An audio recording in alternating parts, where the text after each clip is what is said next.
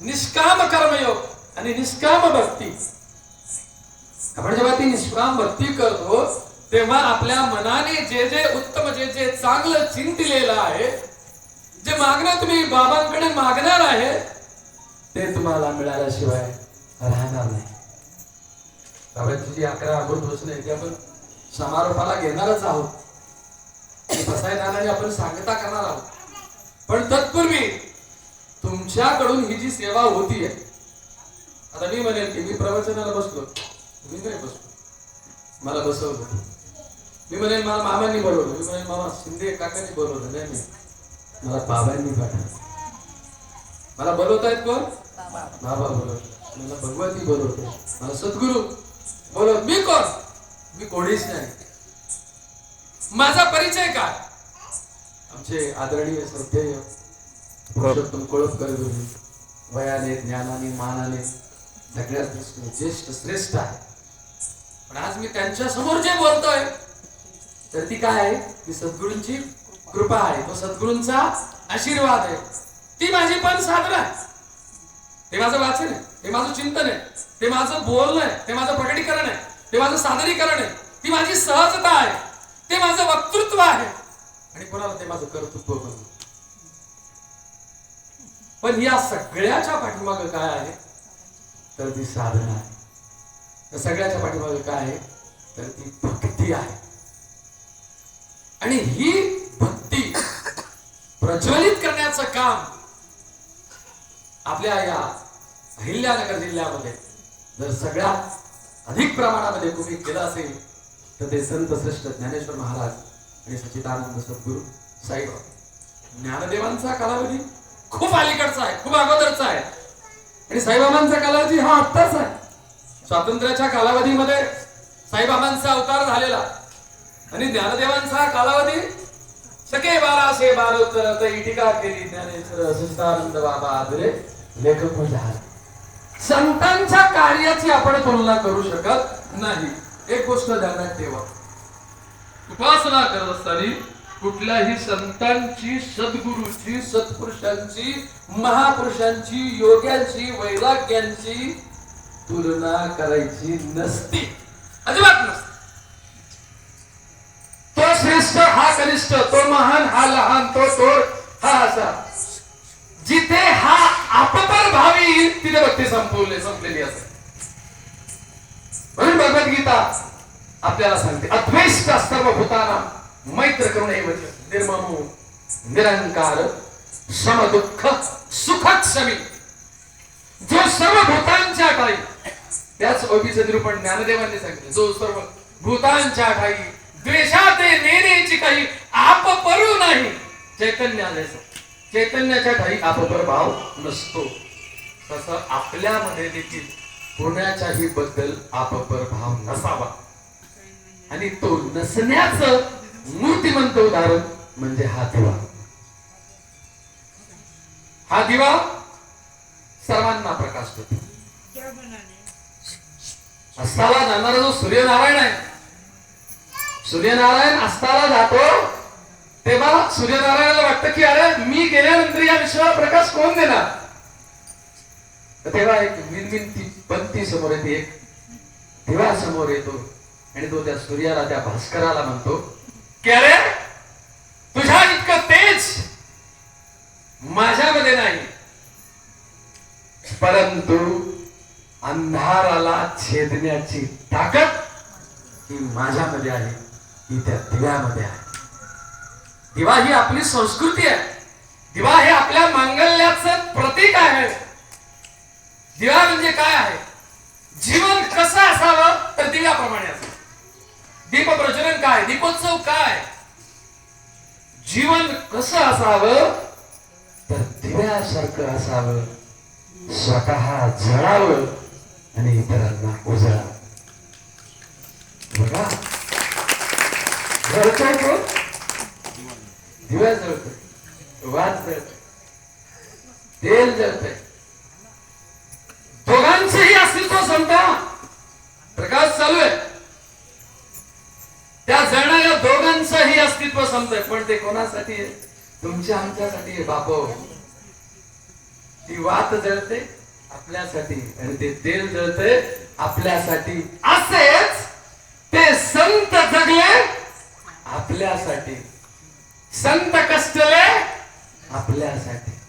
जगाच्या कल्याणा संतांच्या विभूती आणि देह कष्टविधी परोपकारी. हा दिवा जर त्याचं अनुसरण जर आपल्या आयुष्यामध्ये आपण केलं, आपल्या जीवनामध्ये केलं, तर जे आपल्या सनातन संस्कृतीने आपल्याला सांगितलेलं आहे, ज्या मांगल्याचं प्रतीक आपल्याला दिलेलं आहे, ते त्याच्यातून प्रतिकात्मकरित्या पूर्ण केल्याशिवाय आपण राहत नाही. भगवान गौतम बुद्ध असं म्हणतात, त्यांच्या साधकाला उपदेश देताना की हत्त दीप भव, आणि तू स्वतःच प्रकाश आहे. कोण आहे तू? स्वतःच प्रकाश आहे, पण तुलाच माहिती नाहीये की आपण किती उजळतो, आपण दुसऱ्यांना किती प्रकाश देऊ शकतो. म्हणून आपण आपल्या मर्यादा जर ओळखायच्या असतील तर जसा हा दिवा आपल्या सगळ्यांना प्रकाश देण्यासाठी स्वतःला संपवून घेतो, समर्पण करतो, ती त्यागवृत्ती अंशतः जरी आपल्या जीवनामध्ये आली तरी अनेकांच्या जीवनामध्ये आपण प्रकाश निर्माण करतो. प्रकाश हा फक्त दिव्याच्या रूपाने असतो असं नाही. कधी आपण अज्ञानाचा अंधकार जर दूर करायचा असेल तर ज्ञानाचा दिवा प्रज्वलित करावा लागेल. त्याच्याशिवाय अज्ञानाचा अहंकार जाणार नाही, नष्ट होणार नाही, तो अंधार दूर होणार नाही. संतांनी काय केलं? साई सच्चरित्र ही आपल्यासाठी साधना आहे. त्याचं वाचन जेव्हा आपण करणार आहोत तेव्हा आपल्या जीवनात प्रकाश येणार आहे. ज्ञानदेवीचं वाचन जेव्हा आपण करणार आहोत, ज्ञानेश्वर जेव्हा आपण वाचणार आहोत, गाथा जेव्हा वाचणार आहोत, ग्रंथ जेव्हा वाचणार आहोत, मंत्र जेव्हा म्हणणार आहोत, जेव्हा गुरुजी आमचे मंत्र म्हणतात, त्या मंत्रामध्ये ताकद असते, त्या मंत्रामध्ये शक्ती असते, मंत्रामध्ये चैतन्य असतं. बघा, मंत्र म्हटल्यानंतर वातावरणामध्ये पवित्रता निर्माण होते, मांगल्य निर्माण होते. जसं आपण मगाशी शुभंकर संध्याकाळची वेळ म्हटलं की दिवे लागण्याची वेळ असते. प्रत्येक घरामध्ये शुभंकरती म्हटलं जातं. एक पिढी आपण पाहिलेली आहे, तुम्ही पाहिलेली आहे, मी पाहिलेली आहे, माझ्या अगोदरच्या पिढीने तर ती खूप चांगली पाहिलेली आहे की घराघरामध्ये संध्याकाळी दिवा लावला जातो, देवासमोर दिवा लावला जातो. हात जोडायला सांगितलं जातं. भले अंधार पडेपर्यंत पोरं मैदानावर खेळायचे, पण घरात आला की हातपाय धु, देवासमोर बैस. काय सांगायचे त्याला? दिवा लाव. आणि काय म्हण? शुभं करोति कल्याणं आरोग्यं धनसंपदा शत्रुबुद्धि विनाशाय ज्योती नमस्तुते. पुढचा आपण अशी म्हटलेलं याच्यासाठी या. मग एकदा की तो शुभं करोति म्हटला की मग त्याचा अभ्यास असेल, त्याचं दैनंदिन दिवसभराचं काय असेल, हा एक संस्कार आहे. हा ज्या ज्या घरामधून पुढच्या पिढीपर्यंत जाईल ध्यानात घ्या. मी अतिशय काळजीपूर्वक बोलतोय आणि अतिशय जबाबदारीने विधान करतोय की ज्या ज्या घरामध्ये संध्याकाळचा दिवा प्रज्वलित झालेला असेल त्या त्या घरामध्ये ज्ञानाचा प्रकाश दिसल्याशिवाय राहणार नाही. ही वाणी ही सरस्वती आहे. म्हणून आपण सुरुवातीला श्री गणेशाची प्रार्थना केली, सरस्वतीला वंदन केलं, भगवतीला वंदन केलं. तो गणेश तर सकल कलांचा अधिपती आहे, निर्विघ्न वस्तू आहे.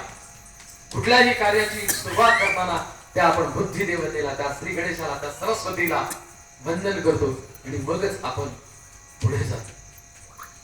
ती सरस्वती आपल्यापर्यंत यावी, ती बुद्धी आपल्यापर्यंत यावी, यासाठी संस्कार हा घराघरातून होतो आणि तो व्हायला पाहिजे. आता या पंचकृषीमध्ये पारायण सुरू आहे. माता भगिनी या ठिकाणी रोज येत आहेत. घरातली मुलं तुम्हाला पाहत आहेत, आजी कुठे चालली, आई कुठे चालली, कुठे चालली, साईबाबाच्या मंदिरात चालली. काय साईबाबांच्या मंदिरामध्ये पारायण. कशाचं पारायण आहे? साई चरित्राचं पारायण. काय असतं साई चरित्र? असे सुद्धा प्रश्न अशा छोट्या मुलांकडून तुम्हाला येतील की कोण साईबाबा. त्यांना साईबाबांची मूर्ती दाखवावी लागेल, ज्ञानदेवांची मूर्ती दाखवावी लागेल, ज्ञानेश्वरी दाखवावी लागेल, ग्रंथ दाखवावा लागेल. ध्यानात घ्या, ग्रंथ कळाले तर संत कळतील आणि संत कळाले तर भगवंत कळतील. पहिला ग्रंथ कळाला, ग्रंथ कळाले तर संत कळतील. साईबाबा समजून घ्यायचे म्हणजे एवढं सोपं नाहीये. आज आपण पाहतो युट्यूब वर याच्या